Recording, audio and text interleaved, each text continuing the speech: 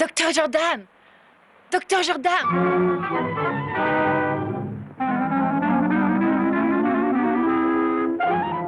Un scientifique trouvé mort. Jane Hogan, assistante du docteur Jordan, inculpée de meurtre.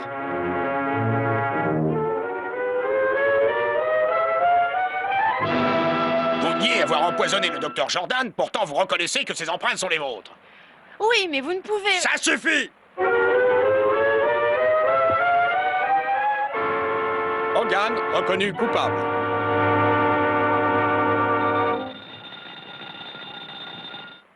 Kent à l'appareil. Allô, le Daily Planet? Ici le docteur Wilson du musée égyptien. Je viens de découvrir quelque chose qui pourrait faire libérer mademoiselle Hogan. Oui, docteur. Oui, je pense que c'est une excellente nouvelle. J'arrive tout de suite. On se revoit tout à l'heure, Loïs. Ordre du docteur. Docteur, mon œil.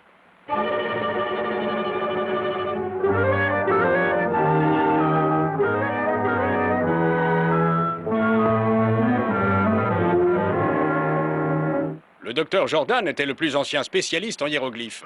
La plupart de nos belles découvertes ont été rapportées par lui. À commencer par la momie du roi Tush.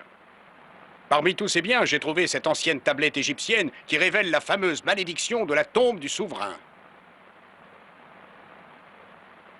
Celui qui profanera le repos éternel du roi Tush périra. Cette tablette pourrait bien servir de passeport à mademoiselle Hogan pour sa liberté. Venez avec moi, je vous prie.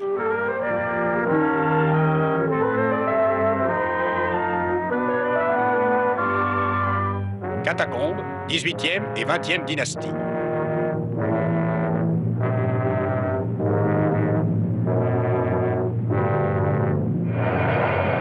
Il y a plus de 3000 ans, la vallée en amont du Nil était sous la domination d'un roi vieux et puissant.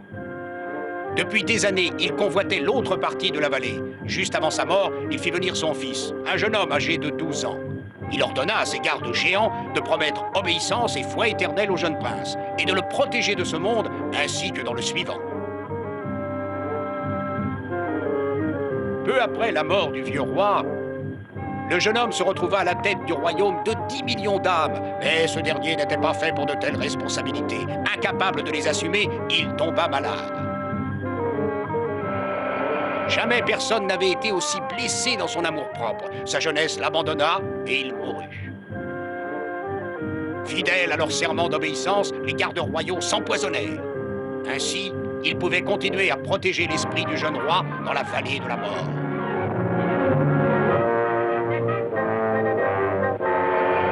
Ici, dans les catacombes, le professeur Jordan a reconstitué fidèlement le tombeau tel qu'il avait été découvert dans l'une des pyramides.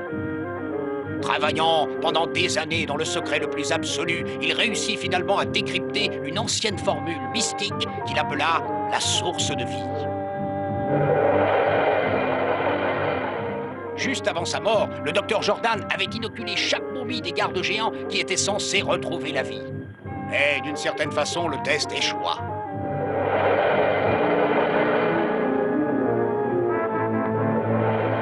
Le professeur Jordan fut retrouvé ici, au pied du roi Tush. La suite, vous la connaissez.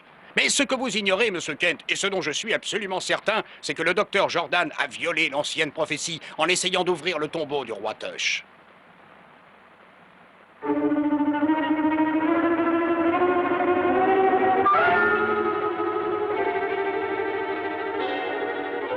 Une aiguille empoisonnée. C'est ainsi que le docteur Jordan a été tué.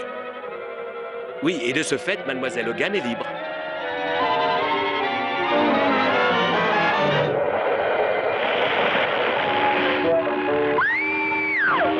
Loïs!